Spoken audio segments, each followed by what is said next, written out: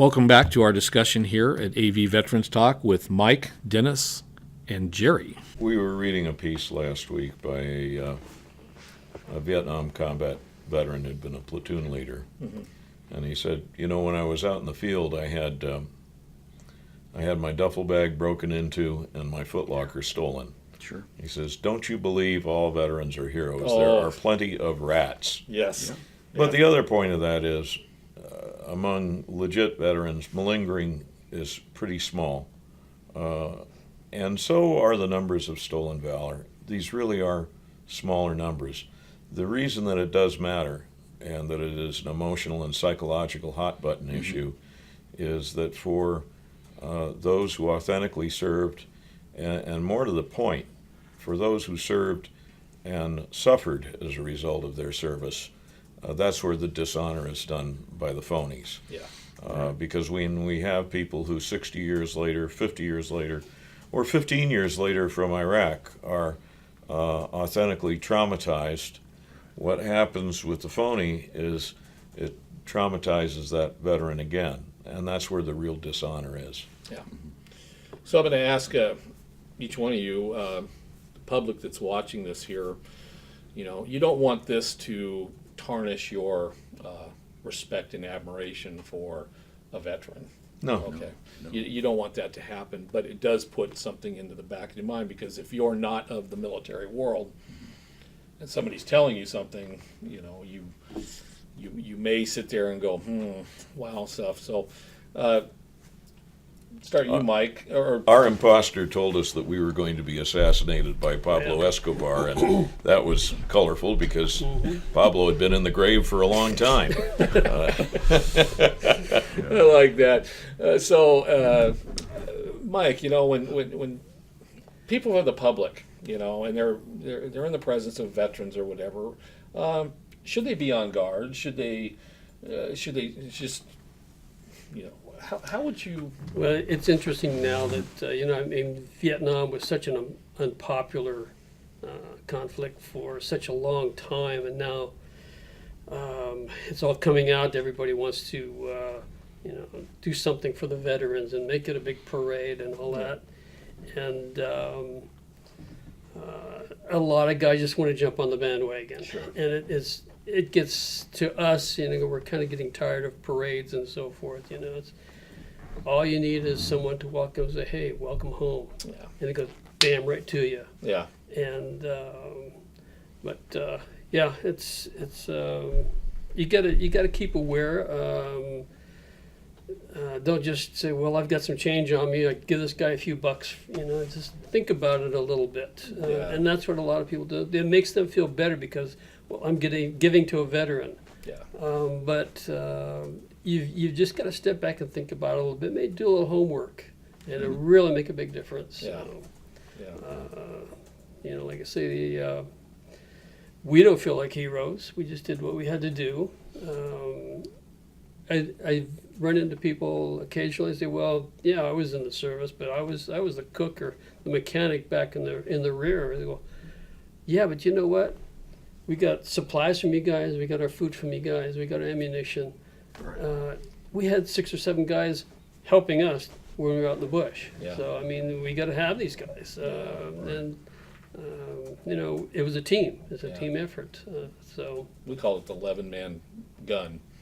Right. Right. Because 11 men supporting one rifle. Yep. At the Absolutely. front. Yeah. Absolutely. And all of that is important. And helping people through to become more truthful about their service, to become more authentic about their service in a therapeutic way, to be proud of what actually happened, and to make peace with that, and to move on from that. I think we can help. If we're just helping somebody that's been creative enough to fake a veteran sign, and maybe he deserves a $5 for the story he's telling. You know what I mean? It's like you're paying for the entertainment. Ouch, boy, you better brush that one up. And here's $5. Yeah. It's I would never want to become like Viktor Frankl said, he would not become a Nazi hunter, right? I don't want to be a wannabe imposter hunter, but I certainly want to be diligent enough and vigilant enough to find out who is misrepresenting themselves in order to profit or to siphon off funds that should go to bona fide, legitimate organizations that are actually helping veterans. Yeah. And we do have those in the Antelope Valley, those like, you have Vets for Vets and different Absolutely. organizations, and the Wall is Point always, Man. and Point Man, things like that. And it's easy to seek out those organizations. And if you're out there and you really want to support actual veterans programs that are making a difference, there's no better representation than what I've got right here of organizations that are actually doing the heavy lifting out there and getting the job done. A lot of these, there's a lot of individual organizations in town, Sure. but we're connected. We have somewhere or another, one of us will call up somebody and say, Right. hey, you got this, you got that. How can I Right. get this guy? I've got a guy that needs some help. Can you help? Sure. So we work together. The internet. It becomes a way of it gets policed, not in a active policing kind of way, but it's like when my back in Old Quartz Hill, if my son had cut school in about 15 minutes, or about 5 phone calls on, Joe is out of and I'm talking out of school, son, sorry, but that's the way the community worked, right? Yeah, absolutely. Are you Carol Rice's son? Get back home. Yeah. That might be the sheriff, so. Yeah. So yeah, there was a way that the community takes care of itself, and it is our veteran problems are a community problem. We have one great community here in the Antelope Valley that takes really care of do. our vets. And I'm one of those guys that feels that the answer for a lot of the woes of the nation are in the individual communities, and stuff, instead of legislation that comes down from, That's right. from the top there. So if we take care of our own communities, we're not going to be overloaded with so much grief from. Bob, thank you for having us. Yeah, I no, really I- appreciate that. No, it's stuff. It's I'm glad I have through Aerotech News the format to where we can share stuff like this with the public. And what's nice about this, it's not just local.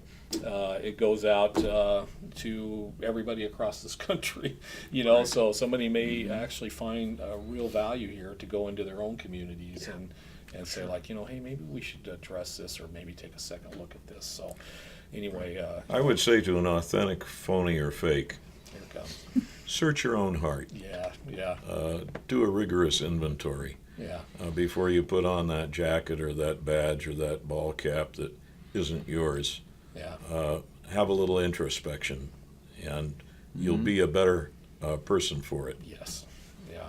And we're never gonna, take away the mindset of the individual with the black Sharpie and a piece of cardboard, and stuff. We can't impact those people's lives. Survival strategy. That's a survival strategy, exactly, whatever it takes to get through the day.